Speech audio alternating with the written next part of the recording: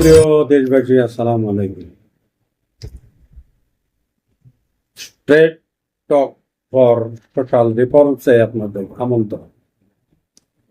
আমি এখন দুনিয়াতে মানুষের আগমন সম্পর্কে কিছু কথা বলতে চাই। দুনিয়াতে মানুষ আসছে, কিভাবে আসছে এ নিয়ে বিভিন্নভাবে বিভিন্ন রকমের মতবাদ প্রচার করা হয়। তো কিছু কিছু সমাজ বিজ্ঞানীদের মতে পৃথিবীতে মানুষ আসছে বহু বহু যুগ আগে, এবং মানুষ যখন দুনিয়াতে প্রথম আসছে, মানুষ আসছে দুনিয়াতে অসভ্য হিসাবে, এবং বলতে গেলে উলঙ্গভাবে দুনিয়াতে আসছে। এবং সে প্রাথমিক যুগে মানুষেরা বসবাস করত বনে জঙ্গলে, পাহাড় পর্বতে, গাছের মোটা মোটা ডালে। তারপরে তারা খাদ্য খোরাক কি খেত সে সম্পর্কে বলা হয় যে তারা গাছের লতা পাতা, ফলমূল, কাঁচা মাছ, মাংস এবং এই ধরনের জিনিসপত্র তারা খেত। এইভাবে একটা বয়ান আছে। কিন্তু ঘটনা হলো যে মানুষ কিন্তু সৃষ্টির সেরা।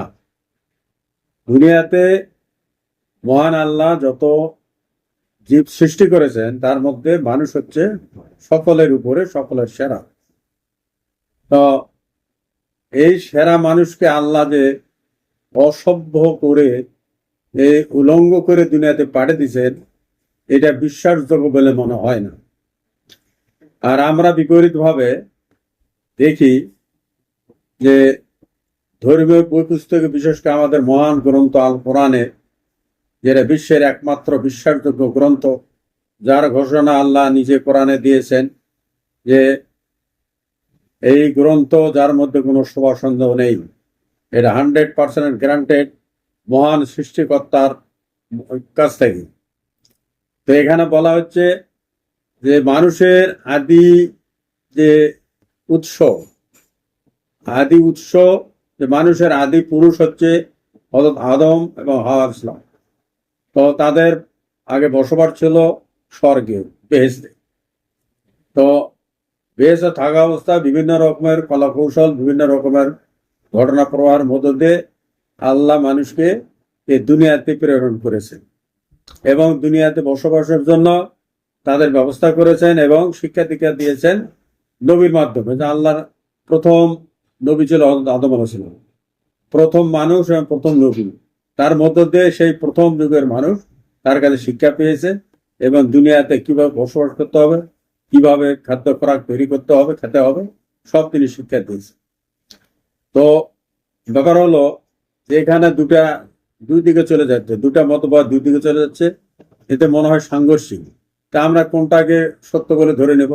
এই যে সমাজ বিজ্ঞানীদের যে ভাষ্য, এর কোনো কি প্রমাণ আছে? এরা তো প্রমাণিত নয়, 100% প্রমাণিত নয়। এটা তাদের একটা ধারণা, বলা যায় কিছুটা তাদের কল্পনা। কিন্তু এই যে কোরআনের যে বাণী, এটা অভ্রান্ত সত্য, এটা 100% সত্য, কারেক্টেড। এবং এটার স্বীকৃতি মহান সৃষ্টিকর্তা দিয়েছেন যে মানুষ সৃষ্টির সেরা, তাকে আল্লাহ প্রথমে রাখছেন স্বর্গে বা বেহেশতে। সেখান থেকে অনেক কিছু ঘটনা প্রবাহের মধ্য দিয়ে দুনিয়াতে আল্লাহ মানুষকে প্রেরণ করেছেন এবং দুনিয়াতে কিভাবে মানুষ থাকবে, কিভাবে বিচরণ করবে এবং কি অবস্থায় দুনিয়া থেকে বিদায় হয়ে যাবে তার সুনির্দিষ্ট তথ্য ধর্মগ্রন্থে আল্লাহ বর্ণনা করে দিয়েছেন। সেইভাবে আমাদের চলে এই দুনিয়া থেকে বিদায় হয়ে যেতে হবে। তা আমার বলার বিষয় হলো যে আমরা এই যে সমাজ বিজ্ঞানীদের কথা তারা জোরে সরে বলে, অনেকে সেটা বিশ্বাসও করে, কিন্তু সত্যিকার ভাবে ওই বয়ান ওটা বিশ্বাসযোগ্য নয়।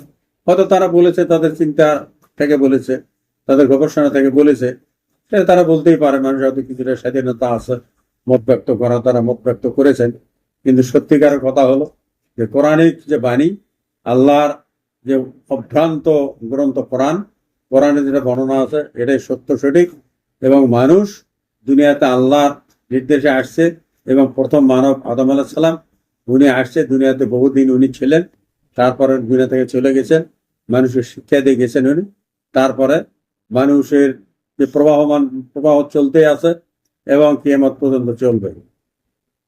এবং আল্লাহর নির্দেশনা মানুষ চলতেছে এবং আল্লাহর নির্দেশ মানে দুনিয়া থেকে মানুষ বিদায় হবে।